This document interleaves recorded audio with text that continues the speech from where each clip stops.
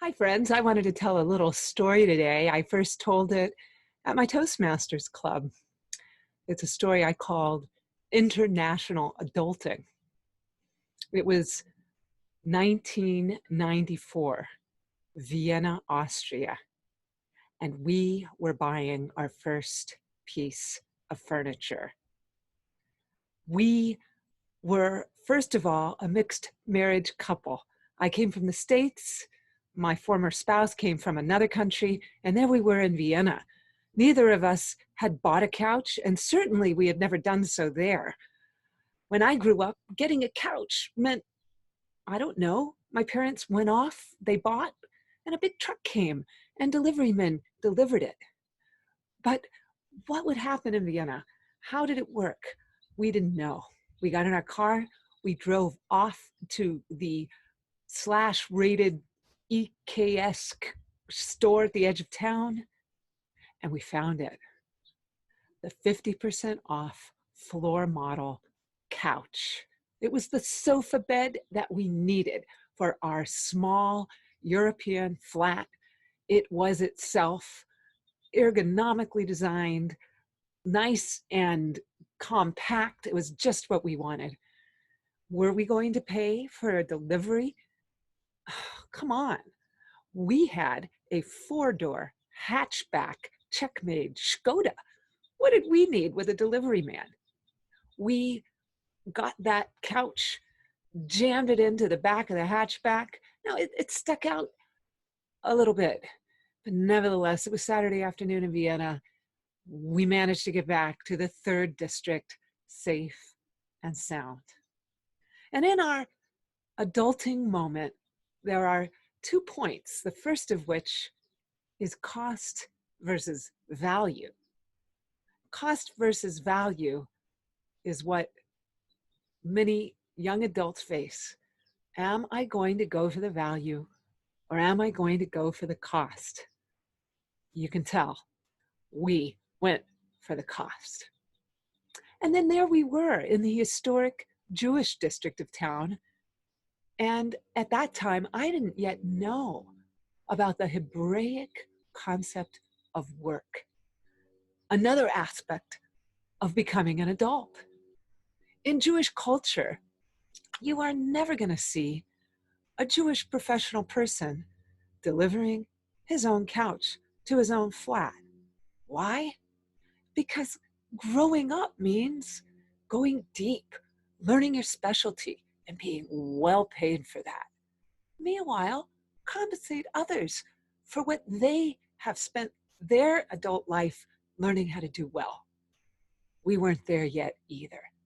And as we arrived back in the 3rd District and we looked up to the 3rd floor, we somehow managed to get that couch out of the back of our hatchback and managed to get it into the foyer.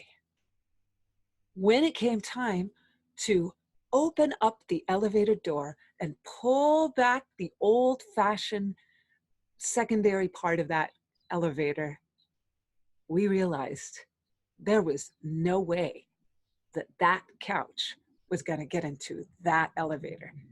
And just like that old episode of Friends that some of you might remember, we looked up those stairs and I started the preliminary work. You see, the property manager had very beautifully cared for potted plants on every other stair, all the way up to the top of the building.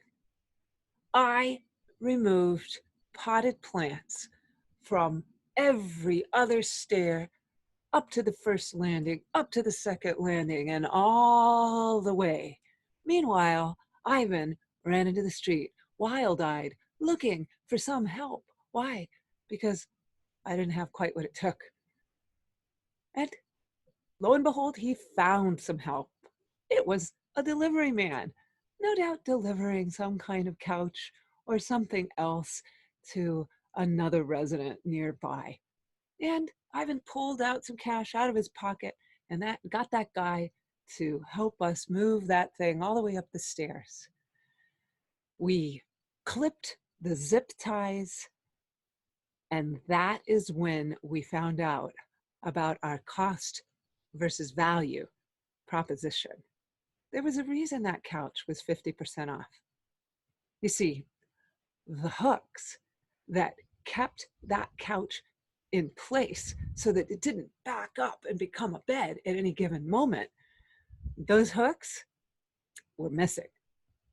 Never fear, a simple visit to a hardware store would solve that problem. But not that afternoon. All the hardware stores were closed, and we had a dinner party that night. Our guests were Father Philpott and his lovely wife, Margaret, the chaplain of the Anglican Communion there in Vienna. Thank God they were very sympathetic, very well-mannered British people. You see, not only did we have this couch, which the Philpotts sat on all evening long, pushing with their toes to keep it from sliding into the bed, but I also wasn't that much of a cook in those days. And I had attempted a Chinese-style stir-fry off the top of my head, and it turned out about like you might expect after a day like we had had. Thankfully, Mrs. Philpott said kindly, "Well, I have always loved to eat salty things." International adulting. It's something that everyone learns. But I'll tell you, there is no need to learn on a field trip what you can learn in a classroom. So these are the 2 points I'm going to leave with you today. First, cost versus value. Adults always go for the value, the best value they can afford. And specialize.